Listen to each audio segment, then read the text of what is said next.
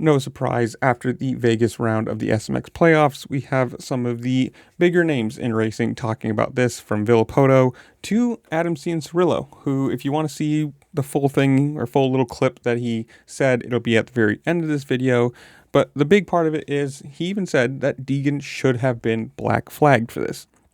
And as a Degan fan, I kind of agree with him. At a certain point, you get one or two shots to do what you're doing. If you can take him out, sure, it's dirty racing to an extent, but it is what it is. But if you're talking 10 minutes worth of it, 3, 4, 5 shots, and especially, a danger to yourself, which ended in his own broken collarbone, so you can say there. But I mean, if you're taking that many chances, you're danger to the other guy, you're danger to yourself, and for all intents and purposes, you're not really racing at that point. You're just hoping that something happens, and it is what it is. And I will say, I don't think any of these were super bad. He wasn't going for a major T-bone. He didn't try and clip him horribly. I mean, obviously you're trying to take his front wheel out and you're trying to make him fall and hope that the 20-second lead that they probably had, one of the at that point 3, 4, 5 people would have had to pass Shimoda to even make it worthwhile. But it is kind of funny that you get some of the bigger names talking about it, and it's one of those stupid things that it's a playoff setup that doesn't really make sense. If you're racing all year long, you come in with a certain amount of points, and then it's, here's 3 races where all the points you're accrued are qualifying points, and then the first race is normal, and the second race is double, and the third race is third or triple points. So you can have one bad race or one bad situation where Levi Kitchen even comes out and says after the race, "Oh yeah, I did it and I knew what I was doing and I was doing it for money." If ends or buts, if I take him out, I know I get a better chance at a podium. Basically saying, I know I can't beat him, so I'm going to put him on the ground and maybe make myself some more money. And it's kind of one of those funny things that, in a playoff situation, you have a guy coming out and saying that kind of stuff, changing the whole face of a championship just for some money. And, his penalty is a warning. Like, at a certain point, you have to change some setup of the rules to protect against this. You can't have somebody just come and take out the leader of a championship because they might make some more money and whatever. Because it brings in this situation of all or nothing. Deegan knew Shimoda needed to finish in X position. I need to finish in X position. And the only way to accomplish this now is this. Try and take him out and hope that he falls down and I get the points. And, from a outside perspective, it's exciting racing. I mean, I guess you can say, or it's interesting at least, but now it's injured him. It's possibly taken him out of SMX, cost him a couple $100,000. Instead of finishing second, he finished fourth and then got a penalty and finished fifth. Like, the amount of money he lost himself is absolutely insane. But it's one of those stupid things that, a bad decision brought on by, a stupid decision of somebody else in another round. It's what it is.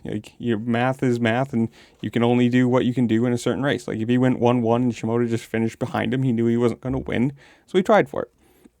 And I don't know, it is at a certain point you get 1, maybe 2 attempts. After that, it is you're not racing. You're just trying to slow somebody down and hope they fall, or I don't know. It makes sense when Cianciarulo is talking about it, and from somebody who's done this. Obviously not at a championship level because he never won, but still one of the most talented racers ever do it, and should have won a title if he didn't constantly get hurt. Sucks what it is, bad career overall. And I want to say bad career, bad overall ending to his career, considering how incredibly he was as a amateur and just how hyped he was. Somebody who knows exactly what they're talking about and is one of the nicest guys probably going around. If he's saying something like this, you're gonna listen to it and not think it's just somebody spouting off because they don't like Degan. But on the other side of things, it is racing. You are racing for championships and hundreds of thousands of dollars, and bonus money and sponsorship money, and you're going to do what you think you can do to win. But I don't know. This is where I'm leaving myself. I think it was at a certain point stupid, but it is what it is. It's racing, and that's the position he was put in because somebody else who wasn't in the title race took him out. But I'm going to leave you guys. Comment down below. Tell me what you think. Are you excited for next year? Are you excited for MX of Nations? Whatever it is, comment down below. While you're down there, make sure to like, share, subscribe. Do all the fun things this platform allows you to do, because it does really help me out, and I appreciate it. And with that, I'll see you later. Peace. I thought it was over the line, and I thought, like, he's too good for that. And I agree 100% that, for one, the pass on Davies in Denver, I do not think any penalty is warranted there. It's fine. So I agree you shouldn't have been on probation in general. And I also agree that you do get a shot. You have to. I get it. Like, these championships, this is a massive deal. And especially kind of the way he got in this position going into the last round with Kitchen getting into him. I mean, understandably, you're going to be frustrated and you're going to want this. And there is a big part of me, I think the same for a lot of our listeners, a lot of our viewers, that the whole win at all cost is honorable. Like, we look up to that in a way. There's something cool about an athlete willing to do whatever it takes. I mean, I'll just say it. I think he should have been black flagged. After 2 or 3 shots, I think it gets to the point where you're clearly and obviously trying to put the guy on the ground.